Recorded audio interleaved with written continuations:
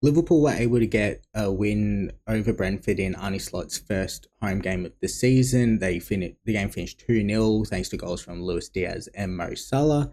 And overall, I think the biggest thing you can take away from this game is that Liverpool just appear to be a much calmer side than they did in previous years. And that's not a knock on Jurgen Klopp at all. It's just one of the changes in the way they play. Jurgen Klopp typically would their first thought was often to move the ball forward and sort of use a bit more direct passes as well. Whereas Arne Slot seems to want the team to play around the back a bit more, bring the defense out, and that was one of the things in preseason. We're kind of curious to see is how will the possession side go against low block teams? How will that play out? Because Liverpool face a lot of teams who just sit back at the edge of their area and just want to defend and see how to draw. So how does the possession side sort of compare to it? Like if they're happy for us to just keep the ball, how will we work around it? Because low blocks have been something that Liverpool have struggled with in recent years. And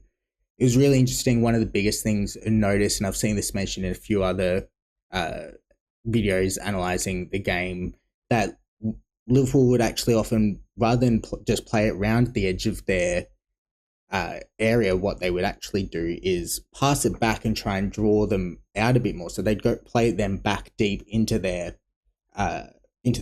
own half, so that they could then go forward and create some more space. And I thought it was quite interesting. It looked effective.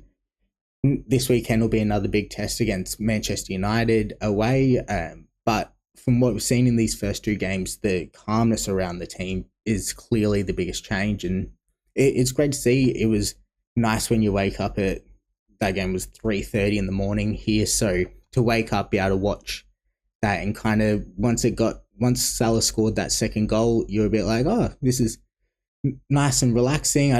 I'll be able to actually get back to sleep after this game ends, which so often under Klopp, it was exciting and incredible to watch, but there'd be games where I'd be like, well, I'm not going to be able to sleep before I have to go to work because my heart's racing so much and I've got so much adrenaline and energy that I just can't get back to sleep. So it was kind of nice for those to wake up in the middle of the night and then see the game, see us win, be quite relaxing, go back to sleep. And so that was a nice change from what we've had in previous years. And overall, I think it's a good start. As I said, United will be a big test. And how do we approach that? Obviously, they've had a couple of games where they got the late winner against Fulham.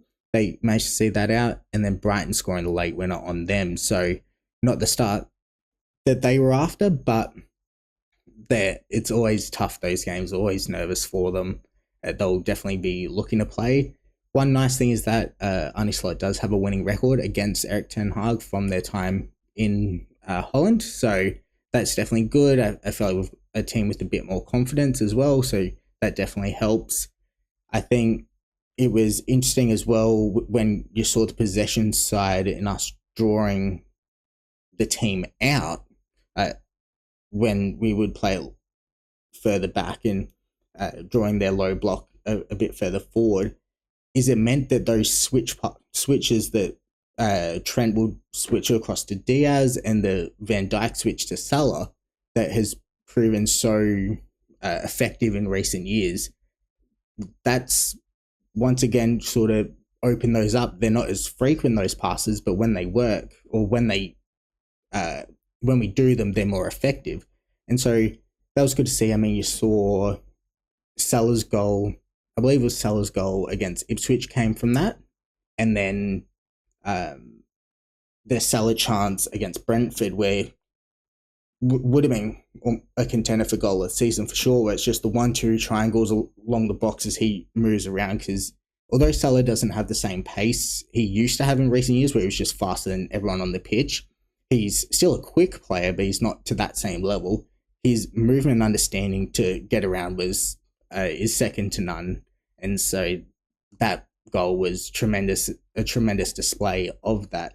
And that's come again from that Van Dijk switch across. So overall, you can see that there's still those aspects of Jurgen Klopp's side and his play style that we're still keeping, and I would expect to keep some of those things. I mean, I couldn't see a complete overhaul and changing, and it's to be expected as well with such a short period of time. He's really had to implement his style. When you consider Jurgen Klopp had, what was it, 7 years or so, Arne Slot's only had a few months to implement it, and some of those players even less, given they were at the international tournaments and came back late for it. So it'd be interesting to see how it evolves as well, and when he eventually brings in some of his own players, whether that does end up being this window, where there's a lot of rumours around Chiesa expecting to be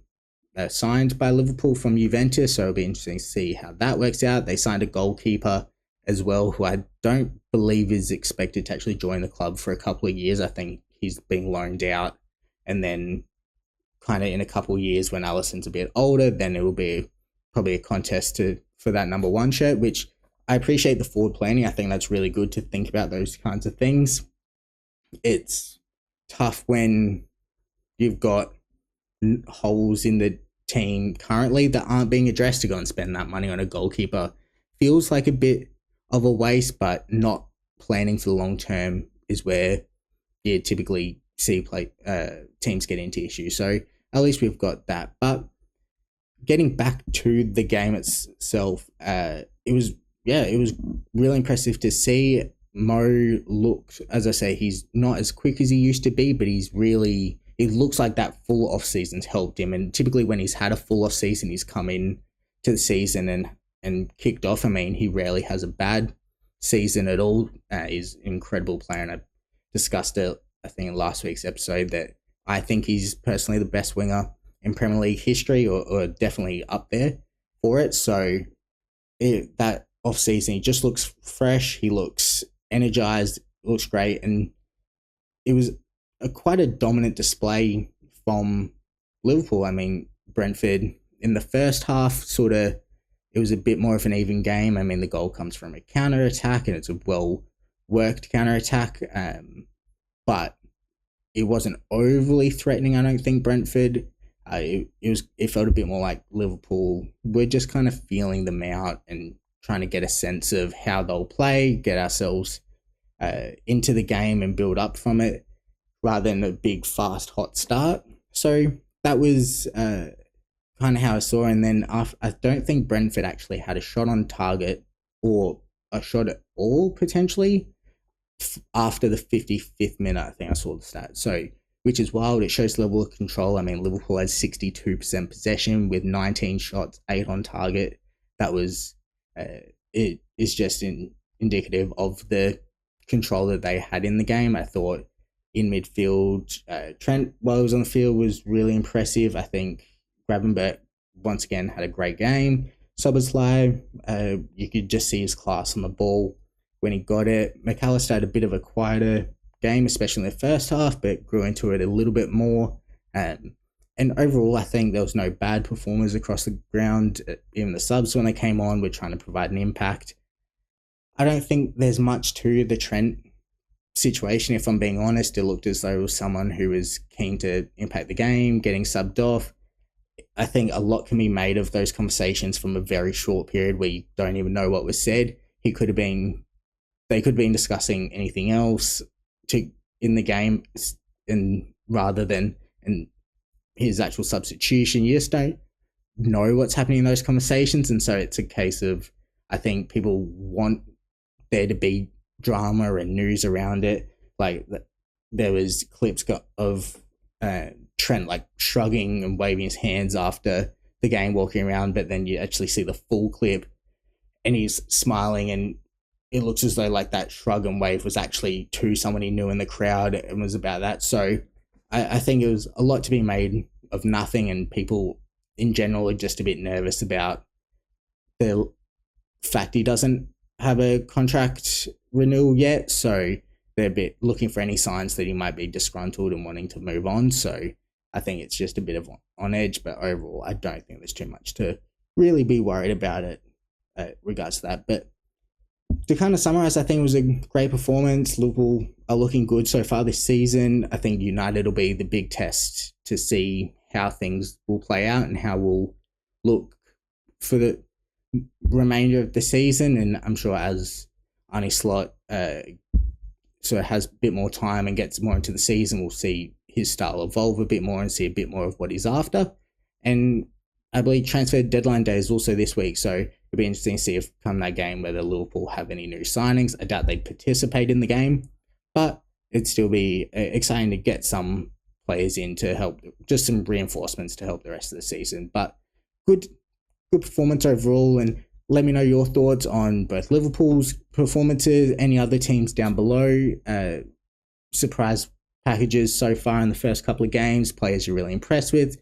All of that, let me know how you think Liverpool and Arnie Slot will get on for the rest of the season as well, down in the comments below.